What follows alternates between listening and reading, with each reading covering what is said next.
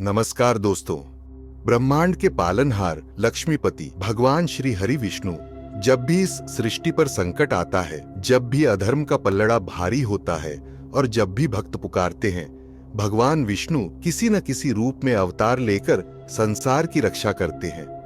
लेकिन क्या आपने कभी सोचा है कि क्या कोई ऐसा समय भी आया था जब स्वयं पालनहार ने हाथ पीछे खींच लिए थे?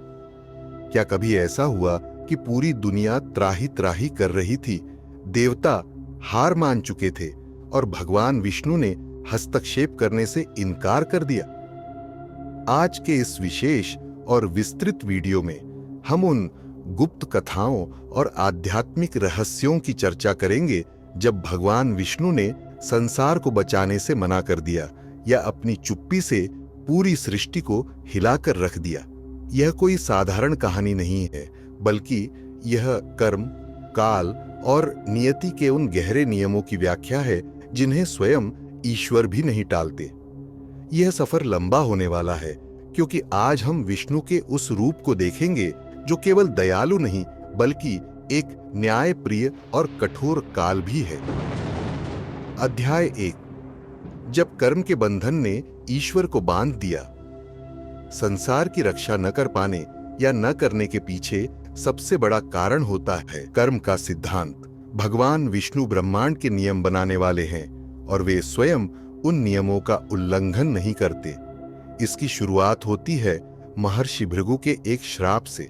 पौराणिक कथाओं के अनुसार एक बार असुरों और देवताओं के युद्ध में असुर हार रहे थे। असुरों की माता काव्य माता ने असुरों को शरण दी और अपनी तपस्या के बल पर देवताओं को शक्तिहीन कर दिया। जब संतुलन बिगड़ने लगा और अधर्म को संरक्षण मिलने लगा, तब भगवान विष्णु को हस्तक्षेप करना पड़ा। उन्होंने अपने सुदर्शन चक्र से काव्य माता का वध कर दिया ताकि अधर्म का नाश हो सके। लेकिन जब महर्षि भृगु ने देखा कि भगवान ने एक स्त्री का वध किया है, तो वे क्रोधित हो गए। उन्होंने विष्णु को श्राप दिया कि उन्हें बार बार पृथ्वी पर जन्म लेना होगा और मनुष्यों की तरह विरह और पीड़ा सहनी होगी। यहाँ एक गहरा रहस्य है। जब बाद के युगों में रावण या कंस जैसे असुरों ने अत्याचार किया, तो विष्णु चाहते तो वैकुंठ से ही उन्हें एक क्षण में नष्ट कर सकते थे, लेकिन उन्होंने इनकार कर दिया। उन्होंने अपनी ईश्वरीय शक्तियों का उपयोग करके संसार को सीधे बचाने के बजाय एक साधारण मनुष्य बनकर कष्ट सहने का रास्ता चुना। यही वह पहला समय था जब विष्णु ने भगवान बनकर बचाने से इनकार किया और इंसान बनकर लड़ने का निर्णय लिया। राम अवतार में जब माता सीता का अपहरण हुआ, तब वे साक्षात विष्णु थे। वे चाहते तो पूरी लंका को एक पल में राख कर सकते थे, लेकिन उन्होंने मर्यादा का पालन किया। उन्होंने अपनी शक्तियों को सीमित कर लिया। यह एक तरह का इनकार ही था, अपनी दिव्यता का इनकार, ताकि कर्म का चक्र पूरा हो सके। अध्याय 2। जालंधर का उदय और विष्णु की दुविधा। भगवान विष्णु के इनकार की एक और विस्मयकारी कथा आती है असुर जालंधर के समय। जालंधर भगवान शिव के अंश से उत्पन्न हुआ था और वह अत्यंत शक्तिशाली था। उसकी शक्ति का आधार उसकी पत्नी वृंदा का सतीत्व और पतिव्रत धर्म था। जालंधर ने स्वर्ग पर अधिकार कर लिया, देवताओं को बंदी बना लिया और यहाँ तक कि कैलाश पर भी आक्रमण करने की योजना बनाई। जब देवता भगवान विष्णु के पास पहुंचे और उनसे रक्षा की गुहार लगाई, तो पहली बार विष्णु ने स्पष्ट रूप से युद्ध करने से मना कर दिया। उन्होंने कहा, जालंधर शिव का अंश है और वृंदा मेरी परम भक्त है। मैं अपने भक्त के विरुद्ध शस्त्र नहीं उठाऊंगा। देवता हतप्रभ थे। पालनहार ने स्वयं संसार को उसके भाग्य पर छोड़ दिया था। जालंधर का अत्याचार बढ़ता गया, लेकिन विष्णु मौन रहे। यह चुप्पी संसार के लिए बहुत महंगी साबित हो रही थी, लेकिन इसके पीछे एक बड़ा पाठ था। विष्णु यह बताना चाहते थे कि जब अधर्म का साथ देने वाला कोई पुण्य आत्मा भी वृंदा बन जाता है, तो न्याय की राह बहुत कठिन हो जाती है। अंत में जब शिव और जालंधर का युद्ध हुआ और कोई परिणाम नहीं निकला, तब विष्णु को एक छल का सहारा लेना पड़ा, लेकिन वह भी उन्होंने भारी मन से किया। उन्होंने सीधे युद्ध से इनकार किया, क्योंकि वे धर्म के सूक्ष्म रहस्यों को समझाना चाहते थे। अध्याय 3, महाभारत की चुप्पी और कुरुक्षेत्र का भयानक सच। विष्णु के इनकार का सबसे बड़ा और आधुनिक उदाहरण हमें द्वापर युग में मिलता है, भगवान श्री कृष्ण के रूप में। कुरुक्षेत्र के युद्ध से पहले जब शांति दूत बनकर कृष्ण हस्तिनापुर गए तो उन्होंने अंतिम समय तक युद्ध टालने की कोशिश की। लेकिन जब द्रौपदी का अपमान हो रहा था तब कृष्ण वहां मौजूद नहीं थे। कई लोग पूछते हैं कि उन्होंने उस समय संसार की लाज बचाने में देरी क्यों की। महाभारत के युद्ध के दौरान भी कृष्ण ने शस्त्र उठाने से इनकार कर दिया था। उन्होंने प्रतिज्ञा की थी, मैं युद्ध नहीं लड़ूंगा। कल्पना कीजिए, साक्षात विष्णु रणभूमि में हैं, उनके सामने धर्म का नाश हो रहा है, अधर्म की सेना बड़ी है, और वे कहते हैं कि मैं सुदर्शन चक्र नहीं उठाऊंगा। अर्जुन व्याकुल था, पांडव डरे हुए थे। यह विष्णु का इनकार था। क्यों? क्योंकि वे चाहते थे कि मनुष्य अपनी लड़ाई खुद लड़ना सीखे। अगर भगवान ही हर बार आकर गदा और चक्र चलाएंगे तो मनुष्य की पुरुषार्थ शक्ति समाप्त हो जाएगी। कुरुक्षेत्र में कृष्ण का शांत रहना और केवल रथ चलाना इस बात का प्रतीक है कि ईश्वर मार्गदर्शक हो सकता है, लेकिन कर्म की तलवार तो मनुष्य को खुद ही चलानी होगी। जब अश्वत्थामा ने ब्रह्मास्त्र चलाया और उत्तरा के गर्भ में पल रहे बालक परीक्षित पर संकट आया, तब भी कृष्ण ने उसे तुरंत नहीं बचाया। उन्होंने तब तक इंतजार किया जब तक कि विनाश की प्रक्रिया पूरी नहीं हो गई, ताकि वे मृत्यु के मुख से जीवन को वापस लाकर यह दिखा सकें कि विनाश के बाद ही नया सृजन होता है। अध्याय 4, जब महादेव और विष्णु आमने सामने आए, बाणासुर की कथा। एक समय ऐसा भी आया जब भगवान विष्णु को संसार की रक्षा करने के बजाय संसार के संहारक भगवान शिव से ही युद्ध करना पड़ा। यह बाणासुर का प्रसंग है। बाणासुर शिव का परम भक्त था और उसने शिव से अपनी रक्षा का वरदान मांगा था। जब बाणासुर ने अनिरुद्ध को बंदी बनाया, विष्णु ने बाणासुर पर आक्रमण किया, तब महादेव अपने भक्त की रक्षा के लिए सामने आ गए। उस समय सृष्टि पर महाप्रलय का खतरा मंडरा रहा था। देवताओं ने विष्णु से कहा कि आप इस युद्ध को रोकें, वरना ब्रह्मांड भस्म हो जाएगा। लेकिन विष्णु ने पीछे हटने से मना कर दिया। उन्होंने कहा कि आज न्याय और भक्ति का मुकाबला है। यह एक दुर्लभ क्षण था जब पालनहार ने शांति के आग्रह को ठुकरा दिया। इस युद्ध को हरिहर युद्ध कहा जाता है।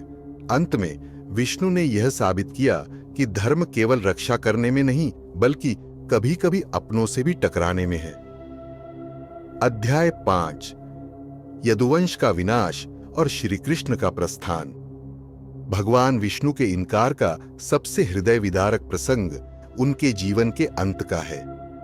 जब गांधारी ने श्री कृष्ण को श्राप दिया कि उनके वंश का भी उसी तरह नाश होगा जैसे कुरुवंश का हुआ, तब कृष्ण चाहते तो उस श्राप को विफल कर सकते थे। वे साक्षात ईश्वर थे, काल के भी महाकाल थे।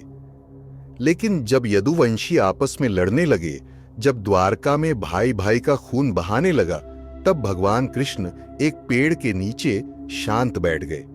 उन्होंने अपने ही वंश को बचाने से इनकार कर दिया। बलराम जी ने योग समाधि ले ली, लेकिन कृष्ण ने अपनी शक्तियों का कोई चमत्कार नहीं दिखाया। उनके सामने उनकी बनाई हुई सुंदर नगरी द्वारका समुद्र में डूब रही थी। उनके प्रियजन मारे जा रहे थे, लेकिन विष्णु के अवतार ने हस्तक्षेप नहीं किया। यह इनकार इस सत्य को स्थापित करने के लिए था कि काल सर्वोपरि है। जो जन्म लेता है उसका अंत निश्चित है, चाहे वह स्वयं भगवान का परिवार ही क्यों न हो। यदि विष्णु उस दिन यदुवंश को बचा लेते तो संसार में न्याय की परिभाषा बदल जाती। लोग कहते कि भगवान अपनों के लिए नियम बदल देते हैं, इसलिए उन्होंने संसार की रक्षा के अपने कर्तव्य से उस क्षण मुंह मोड़ लिया ताकि सत्य की रक्षा हो सके। अध्याय 6, महाप्रलय और भगवान का काल रूप। हिंदू दर्शन में कल्प के अंत में महाप्रलय का वर्णन आता है। हम भगवान विष्णु को केवल शांत और सौम्य चतुर्भुज रूप में देखते हैं, लेकिन प्रलय के समय विष्णु अपना संवर्तक रूप धारण करते हैं। यह वह समय होता है जब वे संसार को बचाने के अपने धर्म का त्याग कर देते हैं। जब पूरी पृथ्वी जलमग्न होती है, जब सूर्य की तपन सब कुछ जला देती है, तब ब्रह्मा जी विष्णु से सृष्टि को बचाने की प्रार्थना करते हैं, लेकिन विष्णु उस समय योग निद्रा में चले जाते हैं। यह उनकी मौन स्वीकृति होती है विनाश के लिए। प्रलय के समय विष्णु का इनकार ही असल में नए युग के लिए जगह बनाना है। जैसे एक पुराना जीर्ण शीर्ण घर गिराना जरूरी है ताकि वहां नया महल बन सके, वैसे ही विष्णु प्रलय के समय रक्षा करने से पीछे हट जाते हैं।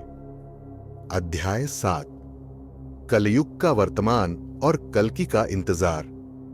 आज हम जिस कलयुग में जी रहे हैं, वहां चारों तरफ भ्रष्टाचार, हिंसा और अधर्म का बोलबाला है। भक्त आज भी पुकार रहे हैं, हे नारायण कब आओगे, धरती का बोझ कब हरोगे। लेकिन अभी भी भगवान विष्णु का मौन जारी है। यह भी एक प्रकार का इनकार है। वे आज हमारे बीच चमत्कार क्यों नहीं दिखा रहे? क्यों वे सीधे आकर समस्याओं का समाधान नहीं कर रहे? इसका उत्तर छिपा है काल की परिपक्वता में। शास्त्रों के अनुसार जब तक पाप अपने चरम पर नहीं पहुंचता, जब तक मनुष्य अपनी गलतियों से पूरी तरह टूट नहीं जाता, तब तक कल की अवतार नहीं होगा। भगवान विष्णु का यह इनकार असल में मनुष्य के लिए एक अवसर है। वे हमें मौका दे रहे हैं कि हम खुद को सुधारें। वे यह देखना चाहते हैं कि क्या मानवता स्वयं को बचा सकती है। यदि वे आज आकर सब ठीक कर दें तो मनुष्य फिर से वही गलतियां करेगा। कल्कि के रूप में उनका आना अंतिम होगा, जहां वे बचाने के लिए नहीं बल्कि पूरी तरह समाप्त करके नया आरंभ करने के लिए आएंगे। अध्याय 8 दार्शनिक पहलू। क्यों जरूरी है ईश्वर का पीछे हटना? अब हम इस चर्चा के सबसे गहरे हिस्से पर आते हैं। भगवान विष्णु क्यों इनकार करते हैं? इसका पहला कारण है स्वतंत्र इच्छा, फ्री विल। अगर ईश्वर हर पल हमारी रक्षा करेगा तो हमारे चुनाव का कोई महत्व नहीं रह जाएगा। हम कठपुतली बन जाएंगे। वे हमें गिरने देते हैं ताकि हम उठना सीख सकें। दूसरा कारण है संतुलन। सृष्टि में जितना सृजन जरूरी है उतना ही विनाश भी। यदि हिरण्यकश्यप को अमृता मिल जाती और विष्णु उसे न मारते तो सृष्टि का संतुलन बिगड़ जाता। लेकिन प्रहलाद को बचाने में भी उन्होंने समय लिया। वह देरी, वह इंतजार भक्त की श्रद्धा की परीक्षा थी। तीसरा कारण है सत्य का आदर। चाहे वह भृगु का श्राप हो या गांधारी का, विष्णु ने हमेशा सत्य के वचनों का सम्मान किया, भले ही उन्हें अपनी शक्तियों का त्याग करना पड़ा। उन्होंने संसार को बचाने से अधिक सत्य को बचाना जरूरी समझा। दोस्तों, भगवान विष्णु का इनकार वास्तव में उनकी घृणा या उदासीनता नहीं है। यह उनकी एक बहुत ही सूक्ष्म और गहरी योजना का हिस्सा है। जब वे बचाने से मना करते हैं तो वे हमें शक्ति देते हैं कि हम स्वयं नारायण बन सकें। वे हमें सिखाते हैं कि धर्म की रक्षा केवल प्रार्थना से नहीं बल्कि कर्म और बलिदान से होती है। जिस दिन हम यह समझ जाएंगे कि ईश्वर हमारे भीतर की सोई हुई चेतना है, उस दिन हमें समझ आएगा कि विष्णु कभी पीछे नहीं हटे, बल्कि वे हमारे भीतर उस दिन की प्रतीक्षा कर रहे हैं जब हम अपनी रक्षा स्वयं करेंगे। हिमालय की गुफाओं से लेकर समुद्र की गहराइयों तक विष्णु का वह मौन आज भी गूंज रहा है। वह हमसे कह रहा है, मैंने तुम्हें सब कुछ दिया है, अब तुम मुझे बताओ कि तुम इस संसार के लिए क्या कर सकते हो। उम्मीद है कि भगवान विष्णु के इन अनछुए पहलुओं और उनकी रहस्यमयी चुप्पी पर आधारित यह विशेष चर्चा आपको पसंद आई होगी। यह वीडियो हमें जीवन के कठिन समय में धैर्य रखने और अपने कर्मों पर विश्वास करने की प्रेरणा देता है। आपको भगवान विष्णु का कौन सा अवतार या उनकी कौन सी कथा सबसे अधिक प्रभावित करती है? क्या आपको भी लगता है कि आज के समय में ईश्वर का मौन ही हमारी सबसे बड़ी परीक्षा है? अपने विचार हमें कमेंट बॉक्स में जरूर बताएं। यदि आपको यह जानकारी गहरी और सार्थक लगी हो तो इस वीडियो को लाइक करें और अपने मित्रों और परिवार के साथ साझा करें। ऐसी ही और भी पौराणिक, दार्शनिक और आध्यात्मिक यात्राओं के लिए हमारे चैनल को सब्सक्राइब करना न भूलें और बेल आइकन को भी दबा दें ताकि कोई भी वीडियो आपसे छूट न जाए। सत्य की जीत हो, धर्म का उत्थान हो। जय श्री हरि। धन्यवाद।